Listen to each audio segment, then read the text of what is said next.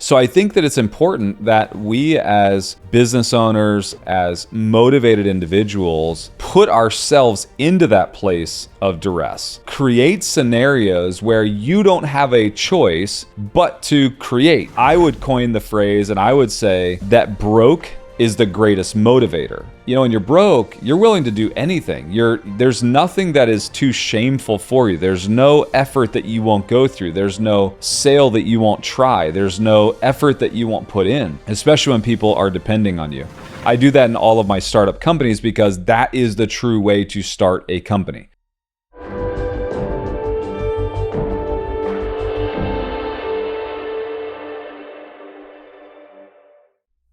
I love the concept that Damon John, one of the sharks of Shark Tank and one of the people that have been on our stage, has coined, and he calls it the power of broke, saying one of the defining elements that cause the greatest power in a human's life is knowing you can succeed, but actually being in a position of being broke.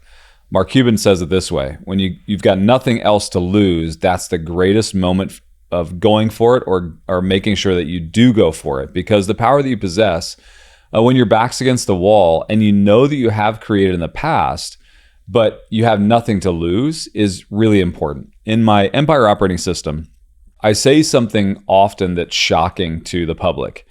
And that is that when I have started my businesses, I go through 5 phases of business. And the first phase of business is what we call the startup phase. And, when we were starting the coffee company, Because Coffee, I often tell the story of how we set this kind of parameter of we were going to invest $250,000, and I found myself in a position where I was helping do construction on the first shop because I didn't want to go past that point of the allocation that we had set apart. Like, we had decided we were going to give $250,000. My CFO said, well, if we go past that, are you willing to kind of go through that fail fast model and shut it down? And I said, yes. And we were close. We were at $247,000. We were about to launch the shop, and I found myself doing construction. Now, the irony of that is I had already had the $1 billion exit. And so most people would say that is the absolute worst possible use of your time, is to be painting or laying tile or helping, build a countertop. But the reality of it is that I wanted to put myself in a position of extreme duress and not just throw money at the situation. Oftentimes, when you have the ability to throw money at the situation and not throw energy or effort at the situation, it's the least powerful resource. When you have nothing and your back is against the wall and you put yourself into that situation, the power that you have, like Damon John says, is the power of broke. When you have nothing else but effort, nothing else but sweat, nothing else but toil, it's a powerful resource. And that's why I choose in my startup companies to set a parameter of I'm only going to spend this much money. I'm only going to give it this much time. And if it doesn't make it, then I'm going to shut it down, because it puts the right emphasis on the resource that we need to give it lift to get it out of the gate. To me, the interesting stat is that 50% of small businesses fail in their first year. The stat that I've heard even more is that 70% of small businesses fail before they ever receive profit. A study that I was doing in the last year is that it's more frequent for a business that is the second business of the owner to fail than if it's his first business. And the reason it is because they're willing to just throw money at the situation. I oftentimes call that creating a parasite in your business, where you have one business that's actually doing well and you think, oh, because I can run this business well, I'm going to start another business. And then you actually create a parasite that is dependent on the host, that first business. And you allow it to exist in a space where it has no power because you're not broke. There is no innate pressure to create or else. And I love that. And I think that as business owners, we really need to put ourselves into that place often, where our backs are against the wall, because that's when we perform best. That's when entrepreneurs show up in their greatest strength. That's truly what makes an entrepreneur. I love the stories of the people that have gone to zero and have used that as a motivation to get to the next level. One of my favorite stories is George Foreman. George Foreman won the gold medal in the heavyweight division of the Olympics in 1968. Right? In 1973, so 5 years later, he turns professional. He's a professional athlete. And then after that, he makes millions of dollars. He ends up retiring, moves back to his hometown, and becomes a pastor. He becomes a minister of a church because he really didn't have to provide for his family anymore. Through those circumstances, though, George Foreman goes broke, right? Like George Foreman is back to zero. Right. The story, though, is that he goes to bankruptcy in 1983. So it's 1973. He is a heavyweight fighter. He's making millions of dollars. 10 years later, after he retires and goes into pastoring a church, and not of his own fault, it was actually someone else's fault. He loses all of his money, goes into bankruptcy in 1983. He thought that he had enough money. His financial planner actually took advantage of him. So what happens is he does odds and end jobs. And in 1994, he goes back to boxing and becomes the oldest heavyweight champion of the world. Since then, he's taken that and he's done everything from, the radio commercials and TV commercials and the George Foreman grill and, so on and so forth. Today, George Foreman's net worth is around $300 million. So from, if you follow that timeline, he goes bankrupt in 1983 after being, a heavyweight fighter in 1973. And then another 10 years later, he goes back to fighting after having his back against the wall. The wildest part about that is if you look at the time difference between when he was in the 1968 Olympics and then he goes back and becomes the oldest heavyweight champion of the world in 1994, think about the time span. How likely is it that someone 26 years later, after being an Olympian, goes back to the same sport where he's an Olympian and becomes the very top of his game, right? Like there's no other sport in the world that you could point, to someone and say they literally were at the top, they walked away and they came back 26 years later and then they go to the top again. And I think that the common denominator here is that his back was against the wall. He had the bankruptcy. He had nothing. It's the power of poor, right? I would coin the phrase and I would say that broke is the greatest motivator, right? Like Damon John says, the power of broke. And I would say, I think being broke is the greatest motivator. When you're broke, you're willing to do anything. There's nothing that is too shameful for you. There's no effort that you won't go through. There's no sale that you won't try. There's no effort that you won't put in, especially when people are depending on you. And I love that because it shows this resilience inside of the human that when their back is against the wall. One more I want to point out, and that is the person we've also had on the Aspire stage, which is Martha Stewart. Martha Stewart, who after being a world famous homemaker and person who is pushing decor, gets jailed for insider trading, loses millions and millions of dollars worth of stock, and she's sentenced to 5 months in prison, fined a massive amount of money, forced to step down from her company, forced to exit so many shares. She really, really went through it. And she had Martha Stewart living on Omnimedia, which was like her massive company. And she was forced to step down for 5 years. However, after she returns from prison, back against the wall, right, resilient, she launches a highly publicized comeback and she crushes it in business at a level that she never had before. Her current worth also is right around $300 million. And now she's collaborating with the likes of Snoop Dogg and some of the most unlikely people. And I think it's because of that moment where her back was against the wall. She was in prison, right? Like all she had to, like, where else was she going to go? She's laying in a bed in the middle of a jail cell, looking up at the ceiling, right? Like, where else is there to go but up? And I love that about these two people. And so I think that it's important that we as business owners, as motivated individuals, put ourselves into that place of duress. Create scenarios where you don't have a choice but to create, a choice but to exert effort. And I do that in all of my startup companies because that is the true way to start a company. You never want to give yourself unlimited resources and unlimited budgets. When you do that, there's not enough confine to create the velocity that you need. One of the principles I often talk about is a principle of thermodynamics, and it's called Bernoulli's principle. In Bernoulli's principle, it says that if a fluid's flowing through, let's say a tube, and the tube is restricted, then the speed of the fluid, increases. It's basically how we get lift in an airplane. If you're going down the runway and the flaps go down as you're going, 100 miles an hour, all of a sudden it restricts the air and it creates lift or velocity.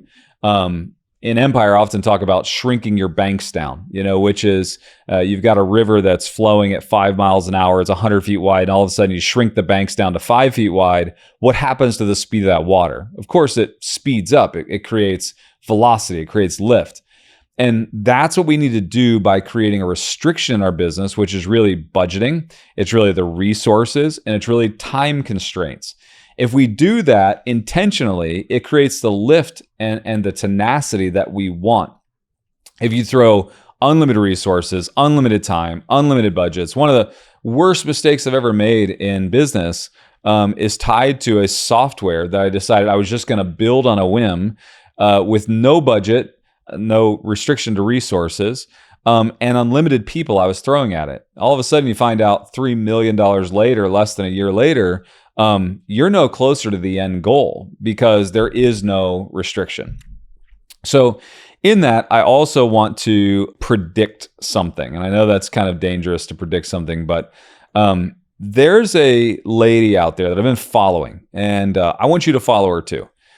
Super fascinating. Her name is Arielle Charnas, Charnas, and she created a brand called Something Navy. This brand was hot. It was a social media brand. It was kind of what so many women went to for, what they should wear and how they should dress and brand themselves.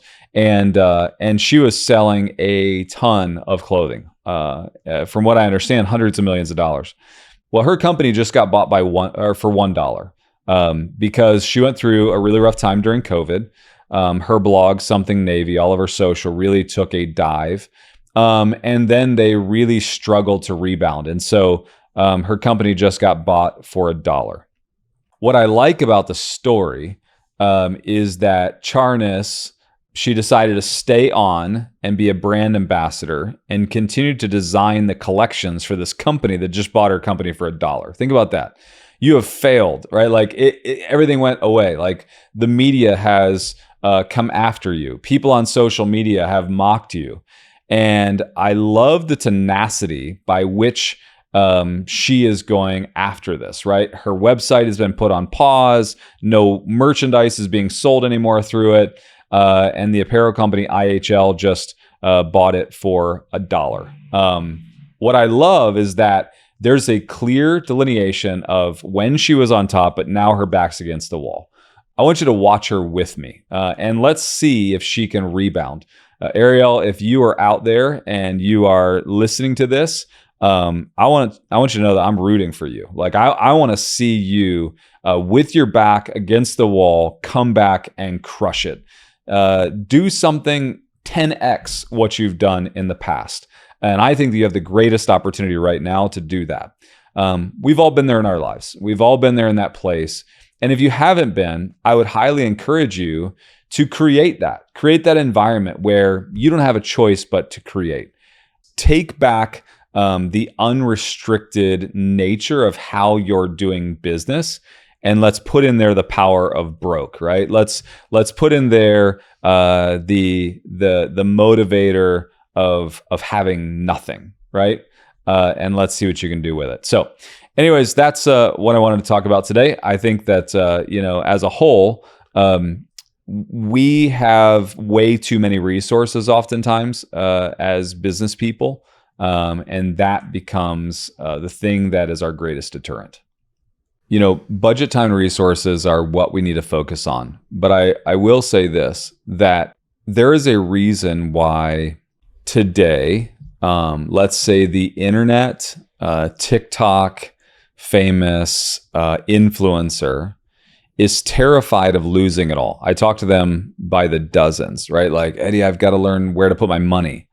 I need to invest. I need to create passive income because I'm making all this money on YouTube or TikTok or Instagram.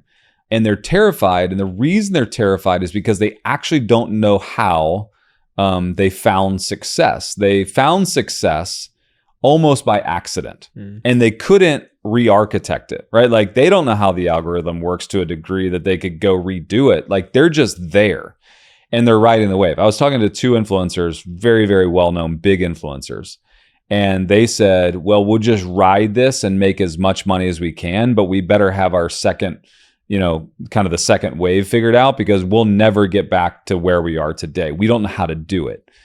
That's a big difference than a guy who is an HVAC installer or an electrician who knows exactly how they got to wealth. They put in hard work, effort. There was a clear pathway. And I think that one thing that really helps is when you understand your craft and you've put the time and effort in. Nothing can take away the sweat equity you've put in. And I think that it's so vitally important for people to put in sweat equity, because that is actually what gives you the confidence later. It's not the millions of dollars. It's not the war chest of capital. It's this belief that I could do this again if I had to. If everything goes wrong, I still can pick up the hammer and I still can do the exact same thing. I still can, I understand digital marketing to a degree that I can still create the same results. It's whatever that is, it's like if our coffee shops went out of business today, if we had a catastrophic event, I know what it took to make those coffee shops successful. I could go recreate that again. And so it removes the fear out of it. And I would say that while time, budget, resources, both people, and then, making sure that we're creating confines to live within, to create velocity is important.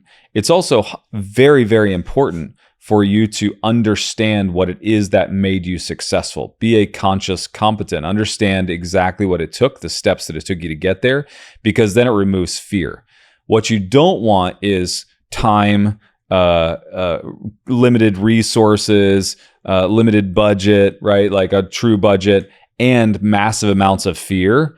Fear is never the great cultivator of success. Fear oftentimes is what causes us to make improper decisions that ultimately hurt our business. Fear is running from something, where passion and love is running towards something. And when you're running from something in your business, you're typically going the wrong direction.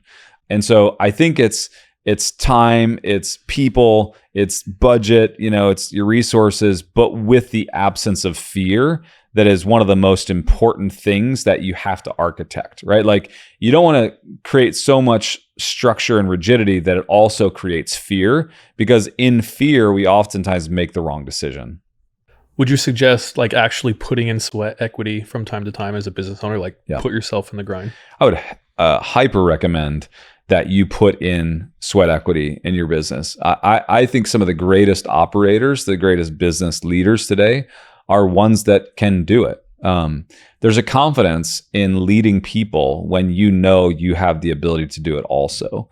There are certain situations, certain businesses that I own that I can't, like, you think about the companies we own where we're developing software or something. I can't just go start writing strings of code that make, cognitive sense, but I can understand the nature of technology. I can understand and have a philosophy built into that. And so I say put the sweat equity in. I have sat by the hour with developers to try to understand their language, and that's the sweat equity I can essentially put in.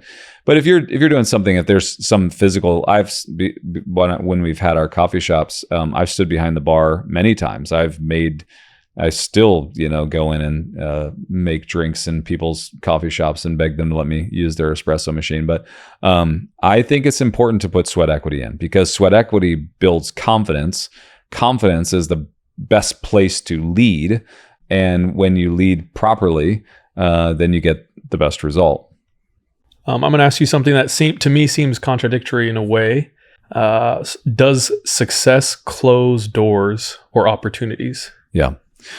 I think success can close doors or close opportunities, because in success, oftentimes it removes hunger. Hunger has to be present. When I'm we've bought many companies. When I'm buying a company, one of the litmus tests of why or if I will allow the founder or operator to stay with me, it comes down to a few simple ingredients, and hunger, passion, desire is one of them. If hunger is absent, most likely they're not going to work well with me or for me. Success can breed more success if there's still a passion and a hunger present.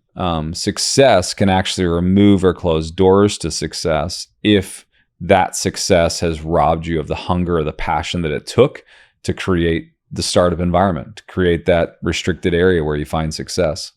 I think of Michael Jordan, who had to create the motivation in the moment where he pretended that someone on the other team made fun of him or something. I love the Michael Jordan documentary. To me, is one of the most interesting pieces of media that we've been able to absorb in the last 10, 15 years, because it took someone who was at the top of their game at a level that, arguably is the greatest of all time, and didn't show that just their work ethic, it actually showed their mindset. And I love that. Like when you saw Jordan wanting to compete at every level, he's flipping quarters against the baseline, trying to figure out who can get it closest with the security guard and betting money on it. Like he wanted to compete.